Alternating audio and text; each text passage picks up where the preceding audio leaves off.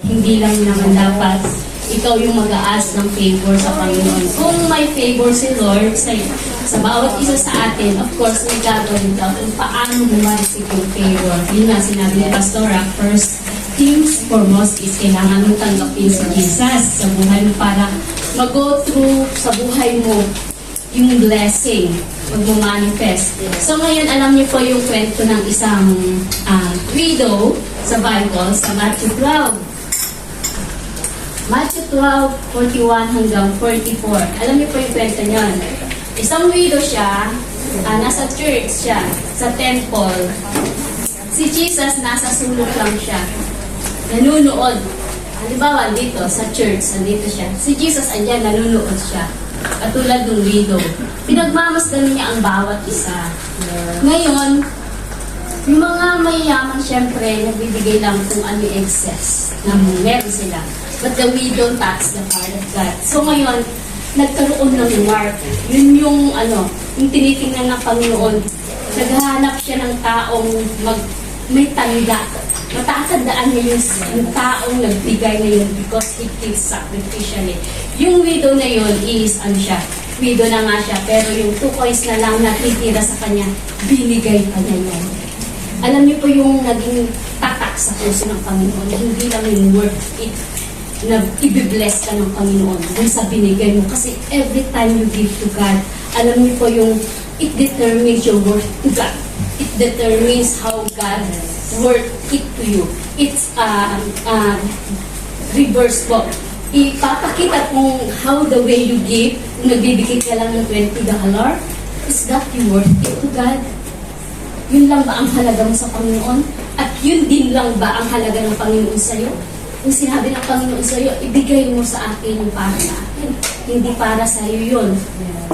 Are you willing na, yes, Lord? Kasi sabi nga, di ba, lahat ng bagay sa Panginoon, sinabi niya, kung yung isang widow, bakit nakasulat sa Bible, nagkaroon ng tatak sa Panginoon yun. Bakit nandun siya? Yung binigay ng widow, hindi lang naman yung dalawa lang, offers na yung binigay niya, bakit nagkaroon siya ng impact sa Panginoon? Yun ang gusto ng Panginoon, magkaroon yung impact ng pagbibigay mo sa Kanya. How you worth it to God? Ano ba yung halaga ng Panginoon sa iyo? Yes. Ganun lang ba? Kahalaga yung $20, $10, yung tithes mo hindi mo maibigay? Ganun kahalaga pa lang ba na baliwala? Baliwala yung blessing, yung favor ni Lord na sinasabi. Baliwala lang ba sa'yo? At baliwala lang ba yung binigay ni Kristo yung buhay niya sa pagbibigay na you give your tithes and offering? Yun lang 18% ang hinihiling ng Panginoon, pero hindi mo maibigay, kapatid. Sa mga sorry po sa mga bago dito, we will not force you to give po hanggat hindi nyo naunawaan. Ito po yung word ng Panginoon na para sa mga mature, yung matagal na Kristiyano na nag-church na every Sunday by Sunday, nakakaranig ng, pero manhid. Why? Why manhid ka na, kapatid? Makinig ka, bakit manhid ka na sa pagbibigay? Na kahit sinong tumatayo dito, binabaliwala mo. Kasi baliwala ang Panginoon sa iyo, kapatid. Baliwala. Kung paano sinabi ng Panginoon, any time of the day, kukunin niya yung buhay mo. Kung yung lang, 10% hindi mo maibigay sa akin. How much worth it to God? Yung buhay mo. Kapatid, di ba? So ikaw, tingnan mo yung halaga mo. Kung sa asawa mo, boyfriend mo, binibigay mo, naghahanap ka ng mahalagang bagay, di ba? Ibigay mo, irigalo mo. How much more to God? Na binigay niya yung buhay ng isang anak niya. Ikaw, kapatid, ano yung halaga na binibigay mo sa Panginoon? Ganun lang ba kahalaga ng buhay mo sa Kanya? Di ba? So now, kung lumagpas tayo sa mga past few weeks na pagbibigay, past few years na pagbibigay sa ating Panginoon, this is the time na mag-repent ka dahil yung favor ng Panginoon ay nag-i-stop din yan. Kahit anak ka ng Diyos na hindi ka sumusunod, kailangan ng willing ka. Yung sabi niya sa Isaiah, di ba? You have to willing and obedience. Kahit anak ka, kung hindi ka sumusunod sa mga laws, rules ng Bible, you never experience the favor of God. Kahit tinawag, siguro meron ka may experience shower of blessing lang yan. Yung awa lang ng Panginoon. Diba? Pero kung gusto mo yung full force na blessing of God, You have to be willing and obedience. Yun lang yung key ng Panginoon. O, lahat tayo anak na ng Diyos. Pero bakit iba-iba yung blessing natin? Minsan may umaangat, merong ang tagal-tagal na sa church. Ang bulang na realize. Why? Because of the heart. Because of willingness and obedience. Kung wala sa'yo yan, na matagal ka ng Kristiyano, never kang aangat sa buhay mo. Kung you always inaalis sa isip mo, binabaliwala mo ang Panginoon. Pag binabaliwala mo ang salita ng Panginoon, meaning ang Panginoon ang binabaliwala sa bakit? Walang halaga sa'yo. Ibig sabihin, walang halaga din ang pagsisilbi mo sa Panginoon. Diba? Napapagod ka na ba sa pagsisilbi mo sa Panginoon? Napapagod. Minsan siguro napapagod ka na din sa pagbibigay. No? Pero ang Panginoon never siyang mapagod. Amen. Yun nga lang, pinagmamasdan ka niya. Gusto ng Panginoon yung magkaroon ng impact sa puso ng Panginoon kung paano ka nagbigay. Nagbigay ka na ba nagkaroon ng impact sa puso ng Panginoon na ito yung anak ko? Na matatandaan ko siya sa lahat ng ginagawa niya, i-bless ko siya sa lahat ng ginagawa niya because the way she give to me ay nagkakaroon ng impact sa buhay ko. Nagkakaroon ng impact sa puso ng Panginoon. Hindi lang naman yung halaga eh. Yung kaya nga $2 lang, kung sa Hong Kong dollar, 2 coppers, 2 lang yun binigay ng widow, pero nagkaroon ng impact sa puso ng Panginoon. Why? Yun yung buong buhay niya. Yun yung yun na lang yung itakain na binigay niya pa lahat. Kung ikaw may sobra-sobra yung kita mo, ito na lang ang bibigay ko. Kung naglalaan ka ng $100, $300 sa sapatos mo, damit mo, tapos i-drop mo yung offer mo $20, yung tights mo na ibigay, mahiya ka kapatid. Na bibili ka, ito ganda ng damit ko. Mahiya ka sa Panginoon na nagsusuot ka ng mga branded. Na yung tights mo hindi mo naibigay, yung offering mo $50, $10, nahiya ka sa Panginoon kapatid na magsuot ka, Lord, ito ako, branded, Levi's, everything, from head to foot, branded. Saan galing yan? Sa Panginoon. Kaya, minsan, magkaroon tayo ng kahihiyan sa Panginoon, no? Na magsuot ng mga branded. God, na ma-experience natin yung mga magagandang bag, kasi promise niya yun eh.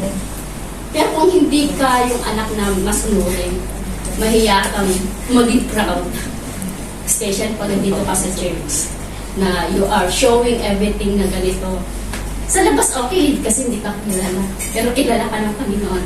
Sorry for the harsh word, kasi ito na yung kailangan natin. Kung talagang gusto mo yung blessing of God, favor of God, you have to be willing and obedience. Kung matagal ka na sa church, na to, hanggang ngayon, nagre-reklamo sa amo mo, hanggang may nagre-reklamo sa lahat ng trabaho mo. Where's the favor of God? Why? Kasi hindi ka willingness and obedience sa salita. Siguro, sa amo mo nga, sumusunod ka, di ba, sa lahat ng ginagawa. Bakit sa salita ng Panginoon, hindi mo magawa? Di ba? So, nakakalungkot lang na maraming Kristiyano na baliwala ang service niya sa Panginoon, ang giving niya sa Panginoon, binabaliwala po natin. So, let's start po ulit sa mga na-pass natin na hindi natin nagawa na pagbibigay. Yun lang naman ang gusto ng Panginoon. Lord, forgive me for the past few years na hindi ko naibigay. Lord, I want to start it. Amen. Yun lang ang gusto ng Panginoon para continue yung blessing ng Panginoon sa iyo. Kaya let's pray. Hallelujah. Father, thank you so much, Lord God, for your word, God. Salamat sa buhay ni Pastor Zoe, O God, na natuloy, O God, na ini-impart niya ang wisdom that comes from you, Jesus. Lord, thank you for the favor of your people, O God, as we heard your word, Lord God. Father, today, open our hearts, Lord Jesus, patawad, Panginoon, sa mga bagay na pagbabaliwala namin sa iyo, God. Hindi namin iniitibig ang lahat, Lord, naging manhid kami sa lahat ng salita mo, naging manhid ang puso namin na hindi sumawa sa mga nais mong gawin namin. So, Father, here we are, God, asking for your forgiveness, Lord God, na hindi kami sumunod, O God, sa mga pinapagawa mo right now, Lord Jesus. Naniniwala kami, Panginoon, na ibinubuhos mo na ang kapatawaraan sa bawat isa. So, Lord God, this day, O God, It's an open heaven, O God, for your people, O God, to pour out your blessing once again, to pour out your favor once again, O God, sa mga taong nais sumunod sa iyo, na willing na sumunod sa iyo, Panginoon, dahil ito ang nais mo, Panginoon. Lord, naghahanap nga na isang tao, O God, na magkakaroon ng patak sa puso mo, O God, the way how we give to you, O God, ay magkaroon, O God, na impact sa puso mo na sa ganun, O God, ang pagpapala at pabor, O God, ay walang hadlang na maranasan ng iyong mga anak. So today, O God, bless these tithes and offering, Lord Jesus, that it will bless your house, O God, the people around, Lord, hindi lang dito sa church mo, kundi Panginoon. We wanted, Lord Jesus, yung mga tao that they will come to free food here, O God. Lord, thank you so much. It will be granted, Lord God, because ito ang nais mo. You have the passion, O God, to the lost souls, O God. So Father, right now, gamitin mo ang mga bigay na to, ang mga offering, tithes, and love gift na to, yes, and mission seeds. Lord, gamitin mo ito pa to propagate your kingdom, O God. Bless din po, Panginoon, the giver, O God. Let it be, Father God, maunawaan ang mga bago, Panginoon. We'll not forcing them, Lord Jesus, but we pray, Holy Spirit, na ikaw ang magpaunawa ng sa ganun, O God. They will experience your favor, your love, and blessing to their lives, O God. Father, hallelujah. Bless the works of our hands, O God. Amen. Bless our employers, our family, Amen, O Lord. God. Nagamitin mo sila, O God, the channel of blessing to us, that Lord God, as we, Father God, nasa bahay nila, Panginoon, kami ay pagpapala sa kanila, Panginoon. Hindi nila kami i-release, but then, Father God, they will just keep giving bonuses to our Amen. In Jesus' name. Even request of the Father. Yes, Lord. Salamat, Panginoon. Pagpalain mo ang bawat isa, Panginoon. Ngayon pala, Panginoon, salamat, O God, for the grand harvest of your Amen. people, Lord Jesus, and even the blessings, O God, that had already, Father God, prepared for us. Lord, we receive it right now, your blessing and favor, O God. In Jesus' name we pray. Amen.